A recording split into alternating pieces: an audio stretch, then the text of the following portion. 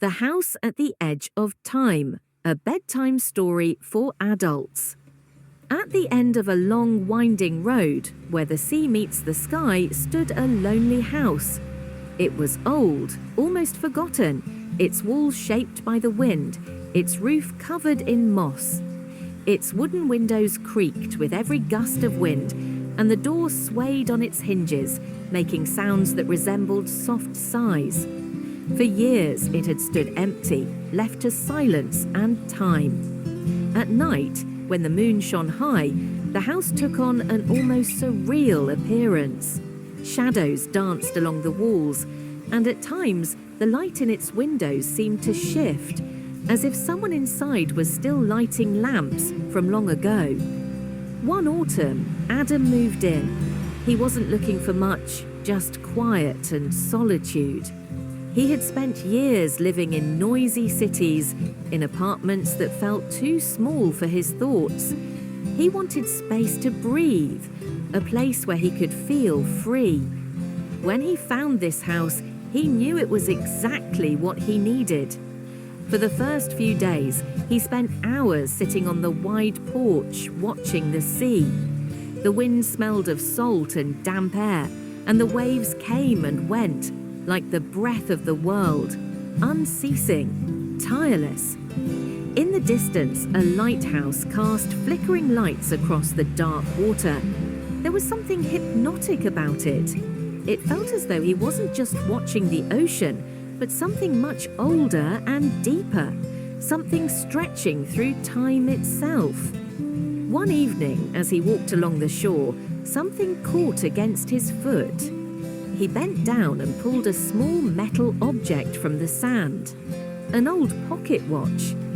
It was surprisingly well preserved, despite having likely spent years exposed to salt and wind.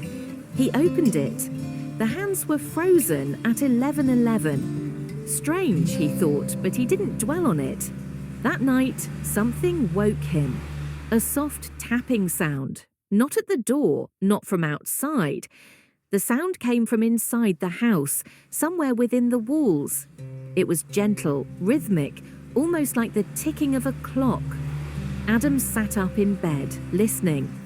The night was silent, except for that steady, pulsing sound. After a few moments, it stopped.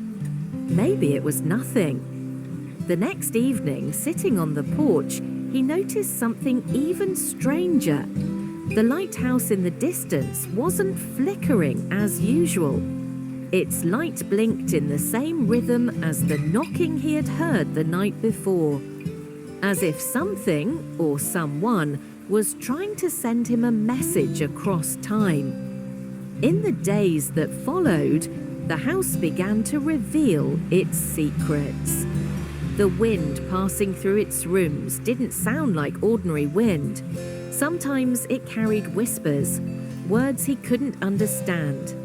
In quiet moments, he had the unsettling feeling that he wasn't alone, that someone or something was moving just behind him, always in the corner of his vision.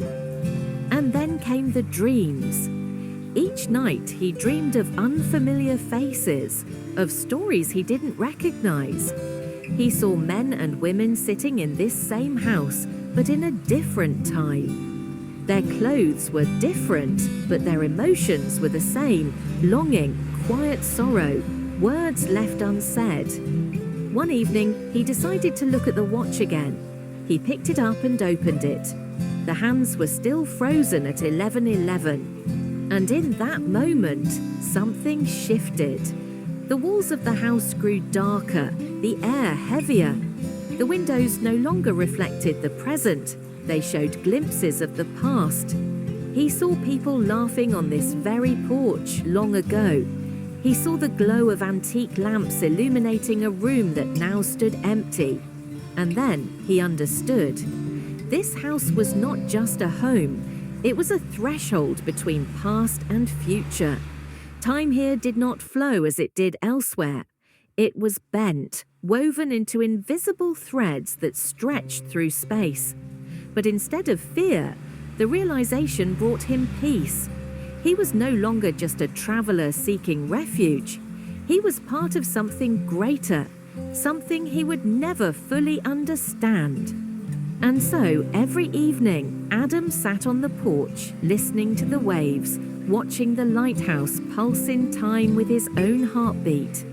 Perhaps it was time itself, breathing. Perhaps it was the dreams of the world. Or perhaps it was just the sea, eternal, unmoving, and forever in motion.